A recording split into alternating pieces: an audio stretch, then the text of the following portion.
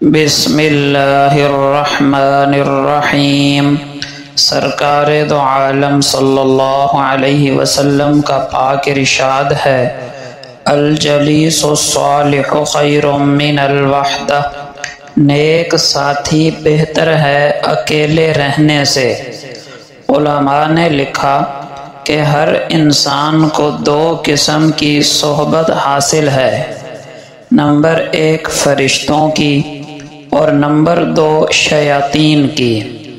قرآن و حدیث کی روح سے پتہ چلتا ہے کہ فرشتے ہمارے دل میں نیکیوں کا خیال ڈالتے ہیں اور ہماری مختلف آفات سے اور اندیکھی مخلوقات سے حفاظت بھی کرتے ہیں، اور شیاطین وہ گناہ کے وسوسے اور خیال ڈالتے ہیں، اور اگر کوئی نیکی کوئی عبادت کر لی ہو تو اس کو ضائع کرنے کے لیے طرح طرح کے حربے اور طریقے استعمال کرتے ہیں۔ تو ہمارے دل میں نیکی کا خیال فرشتے کی طرف سے ڈالا جاتا ہے اور گناہ کا خیال شیطان کی طرف سے ڈالا جاتا ہے۔ اب یہ ہماری مرضی ہے کہ ہم کس کے خیال کو عملی جامہ پہناتے ہیں۔ نہ تو فرشتہ ہم سے زبردستی نیکی کرا سکتا ہے اور نہ شیطان کے پاس یہ پاور ہے کہ ہم سے زبردستی گناہ کرا سکے، یہ صرف خیال ڈال سکتے ہیں۔ اگر ہم فرشتے کے خیال پر لبیک کہیں اور فوراً نیکی کر لیں تو یہ نیکی کا خیال بار بار آئے گا اور نیکیاں کرنا آسان ہوتا جائے گا، اور اگر شیطان کے خیال پر لبیک کہا اور گناہ کر لیا اور پھر کر لیا تو یہ گناہوں کے خیال بار بار آئیں گے، یوں گناہ کرنا آسان ہوتا جائے گا اور نیکیاں کرنا مشکل ہوتا جائے گا۔ بہرحال یہ دو صحبتیں یعنی فرشتے کی اور شیطان کی، یہ تو ہر انسان کو حاصل ہے۔ سمجھدار انسان کو چاہیے کہ تیسری اور فیصلہ کن صحبت اختیار کرے، یعنی انسانوں کی۔ یہ بھی دو قسم کی ہے، ایک تو نیک لوگوں کی، اللہ والوں کی صحبت، ان کے ساتھ اٹھنا بیٹھنا ملنا جلنا آنا جانا وغیرہ، اور دوسری ایمان بگاڑنے والے دوستوں کے پاس اٹھنا بیٹھنا۔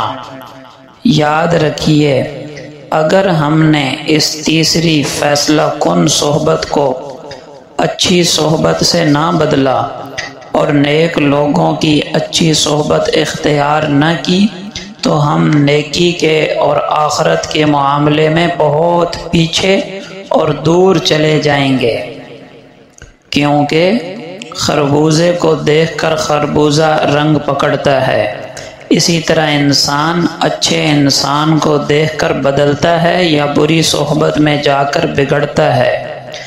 اگر ہم نے اس موضوع پر دھیان نہ دیا اور یوں ہی غفلت کے دن گزرتے رہے تو ہمارے لیے نیک بننا، اپنی آخرت کو سنوارنا، گناہوں کو معاف کروانا، درجات پانا ایک خواب و خیال بنتا چلا جائے گا۔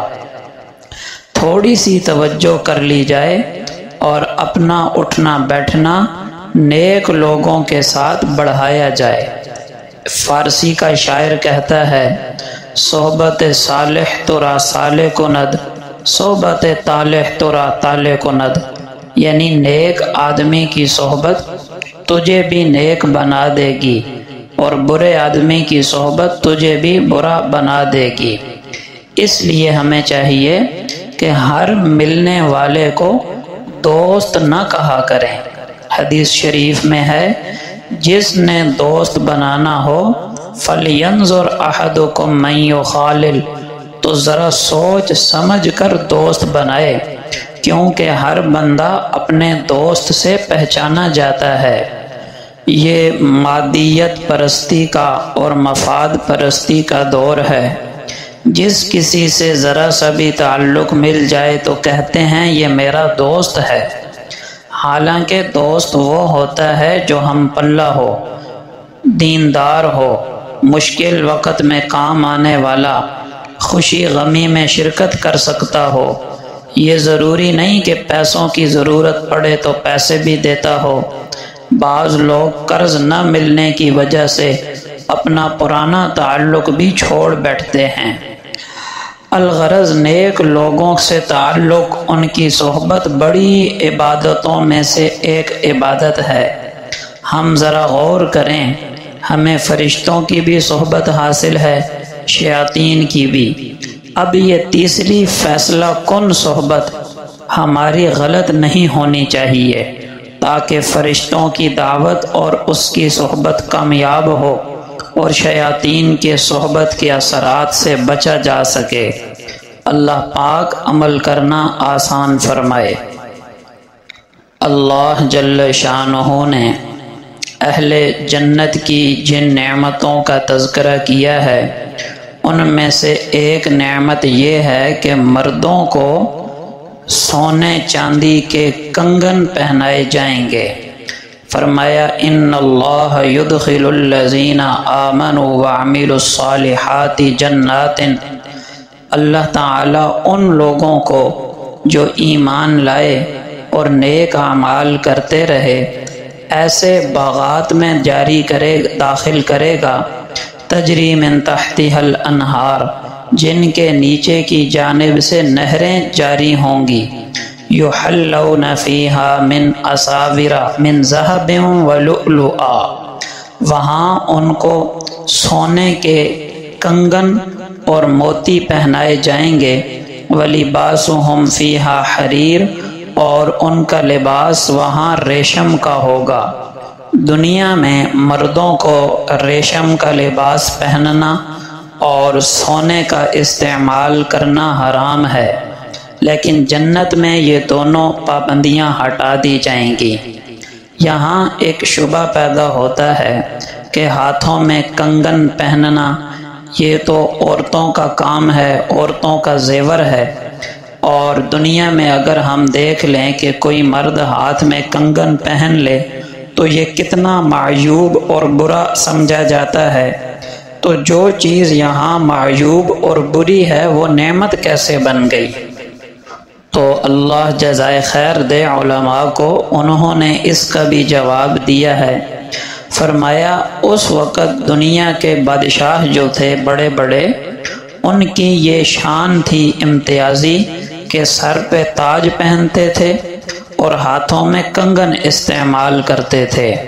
حدیث پاک میں بھی ہے کہ آقا علیہ السلام نے سراقہ بن مالک کو، جب کہ وہ ابھی مسلمان نہیں تھے اور سفر ہجرت میں آپ کو گرفتار کرنے کے لیے تعاقب میں نکلے تھے، جب ان کا گھوڑا اللہ کے حکم سے زمین میں دھنس گیا تھا اور انہوں نے توبہ کی اور آپ کی دعا سے گھوڑا زمین سے نکل گیا، اس وقت آپ نے سراقہ بن مالک سے وعدہ فرمایا تھا کہ فارس کا جو بادشاہ ہے کسریٰ، اس کے کنگن مال غنیمت میں مسلمانوں کے پاس آئیں گے اور وہ تمہیں دیے جائیں گے۔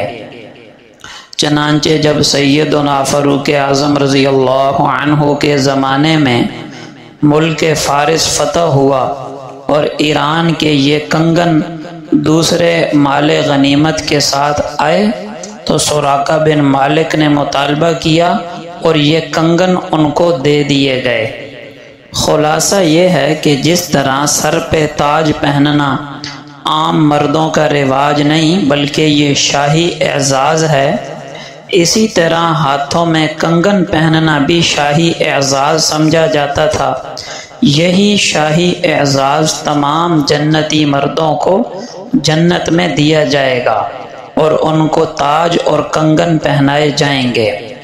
کنگن کے متعلق قرآن پاک میں 2 قسم کی آیتیں ہیں، ایک آیت میں ہے کہ وہ سونے کے ہوں گے اور ایک آیت میں ہے کہ چاندی کے ہوں گے۔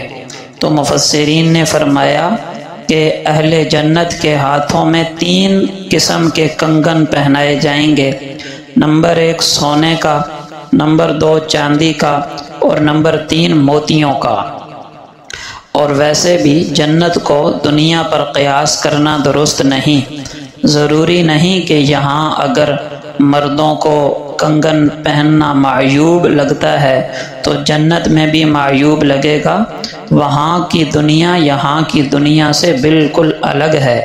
ممکن ہے وہاں اہل جنت کو جنت کے زیور اسی طرح خوبصورت لگیں جیسے دنیا میں عورتوں کو زیور خوبصورت لگتے ہیں، بلکہ اس سے بھی زیادہ خوبصورت لگیں۔ بہت ہی عالی شان مقام ہے۔ بلا استحقاق اللہ پاک ہمیں اپنے فضل و کرم سے عطا فرمائے۔ ہمارے ہاں عام طور پر مساجد میں صفائی کے لیے خادم رکھا جاتا ہے، اور اس کی ضرورت بھی ہے، رکھنا بھی چاہیے۔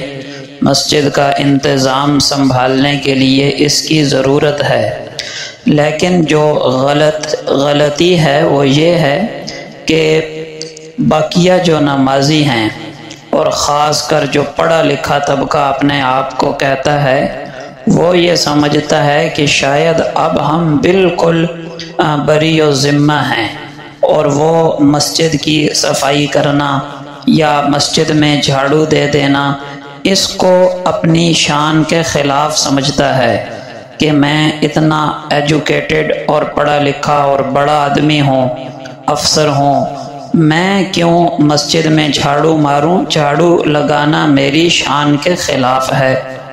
حالانکہ یہ کتنی بڑھیا عبادت اور نیکی ہے جس سے ہم صرف اپنے من گھڑت تکبر کی وجہ سے محروم رہ جاتے ہیں۔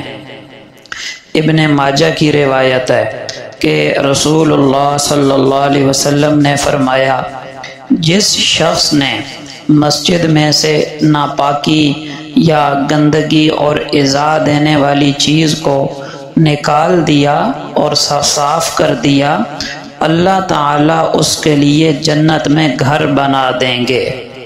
اب بتائیے، جنت کا گھر اور بنگلہ کیا صرف مسجد کے خادم کو چاہیے؟ ہمیں نہیں چاہیے؟ اگر چاہیے تو مسجد کے اندر کبھی کبھی اپنی اصلاح کی نیت سے اور اپنی آخرت بنانے کی نیت سے صفائی کرنا اور جھاڑو دینا، اس کا اہتمام مردوں کو کرنا چاہیے۔